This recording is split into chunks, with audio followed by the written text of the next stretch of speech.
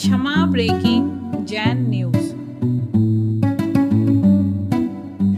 महाराष्ट्री कल तिजारा जी में एक घटना सुनने में आई थी कि एक व्यक्ति को 3 वर्ष पूर्व एक सुपार्श्वनाथ भगवान जी की प्रतिमा प्राप्त हुई थी और कुछ कलश इत्यादि प्राप्त हुए थे।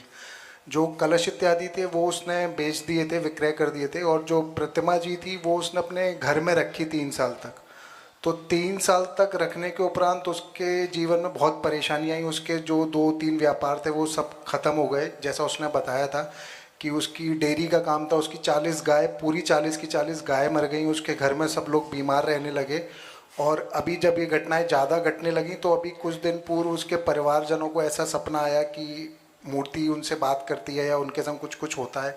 तो कल उसने वो प्रतिमा मंदिर जी कमेटी को सौंप दी। तो महाराज, मेरा ये प्रश्न है, क्या ये जो उसने बोला है वो सच में ऐसा होता है?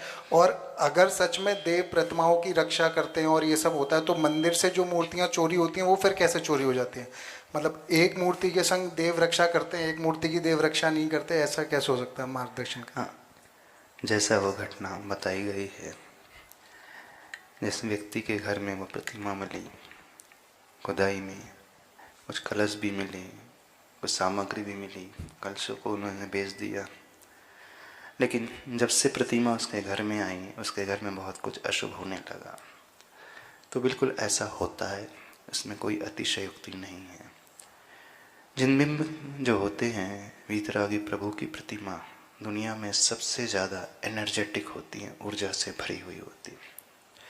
उन प्रतिमा की उपासना, उनकी पूजा मात्र मनुष्य ही नहीं करते हैं, देवता लोग भी उन प्रतिमा की उपासना करते हैं। कुछ प्रतिमाएं जो भूरक्षित होती हैं, जमीन में जिनकी रक्षा हो जाती है, इसका अर्थ मान करके चलना, वो ऐसे ही नहीं बचा पाई अपने आप को। उनको बचाने वाले कुछ ऐसी दिव्य शक्तियाँ होती हैं, उनकी रक्षा करती हैं। हाँ, सैकड़ों वर्ष पूर्व जब इस देश में आक्रमण हुए तो बहुत सारे मंदिर ध्वस्त हो गए, बहुत सारी प्रतिमाएं भी ध्वस्त हो गई। लेकिन जो बच गई हैं वो सामान्य नहीं, वो अतिशयकारी प्रतिमाएं मानी जाती हैं। तो उन अतिशयकारी प्रतिमाओं के प्रति आस्था का भाव, समर्पण का भाव, भक्ति का भाव मनुष्य नहीं, देवताओं का भी होता है। अब रही बात कि यदि देवता भगवान की पूजा करते हैं, रक्षा करते हैं, तो फिर मंदिर में चोरी क्यों होती है? अब देखिए, कुछ प्रतिमा के प्रति आकर्षण बहुत अधिक होता है। देवता वे लोग बनते हैं जो पूर्वों में मनुष्य आदि होते हैं, उसी क्षेत्र आदि में रहने वाले, उनका विशेष आस्था का केंद्र पर्टिकुलर जिनालय से हो जाता है, पर्टिकुलर मंदिर विशेष से, प्रतिमा विशेष से हो जाता है।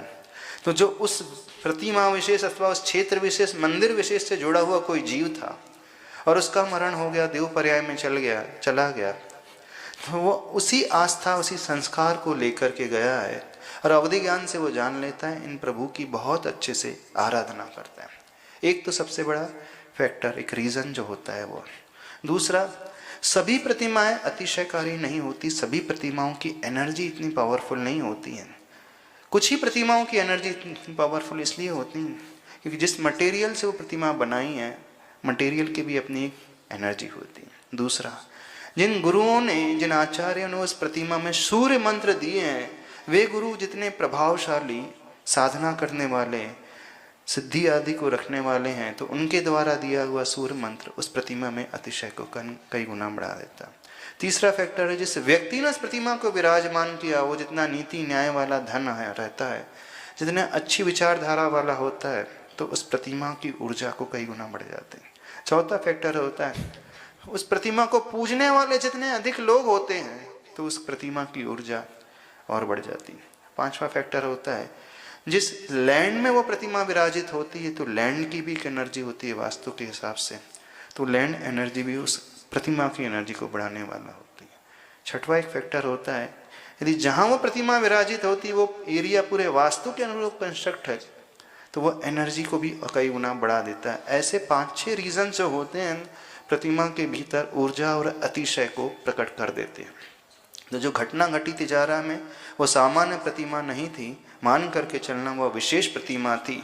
तो जहाँ वो प्रतिमा पहुंची, यदि उसका अभिनय होता है, तो फिर उसके साइड इफ़ेक्ट्स भी बहुत ज़्यादा पैदा होने लगते हैं। वे देवता लोग जो उनकी रक्षा करते हैं, पूजते हैं, वो रुष्ट हो जाते हैं और वो अपनी उस शक्ति के माध्यम से उस प्रभाव को दिखलाते हैं और उसी के प्रभाव के कारण ऐसी ऐसी घटना सुनने को मिलती हैं। इस प्रकार के स्वप्न आदि के माध्यम से कुछ अप्रत्याशित सी घटना दिखने वाली घटित हो जाती हैं, तो वो संकेत देती हैं कि इस अशुद्धि को, इस अविनय के भाव को दूर किया जाए। और जैसे ही अविनय और अशुद्धि के भाव को दूर किया जाता है तो संतुष्ट हो जाते हैं और वहाँ पे फिर और अतिशय प्रकट होने लगते हैं।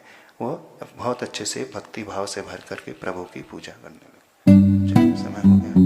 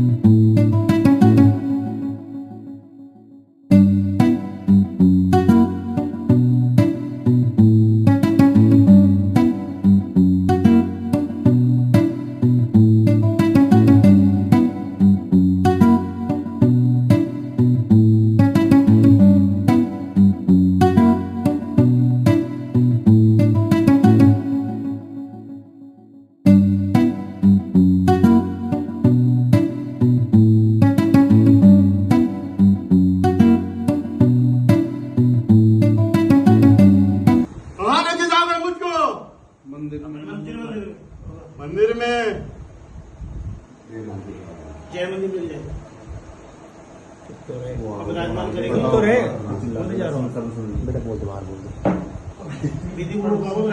बेटा तो चुप तो रहे, बोल बोले जा रहे, वो कुछ बता रहा है, और आप जैसे सलाह दो वैसे, जैसे आप कहोगे वैसे करेंगे। बताओ उनको क्या करना आगे। शांति, मान सम्मान करोगे मेरा? बिल्कुल करेंगे, बिल्कुल करेंगे, बिल्कुल करेंगे। जिस तरह से होता है, हाँ जिस तरह से होता है सबका होता है, आप करेंगे, पूरा करेंगे। याग मंडल विधान वगैरह माता जी विराजमान और उनसे वो जैसे भी आदेश करेंगे उचित माता जी अपनी आई हुई है, पर उनसे जो जो होगा वो करा जाएगा। तो काफी सम्मान से करेंगे। जय हो, जय हो, जय हो।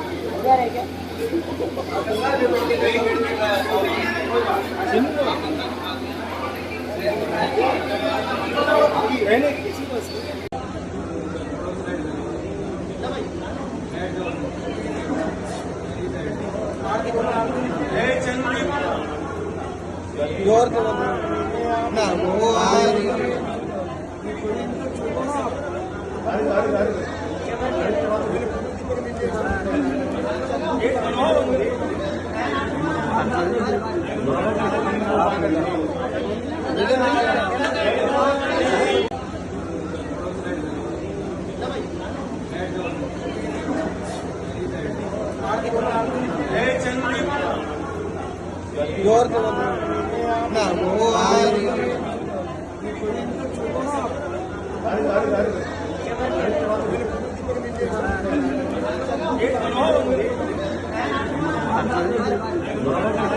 है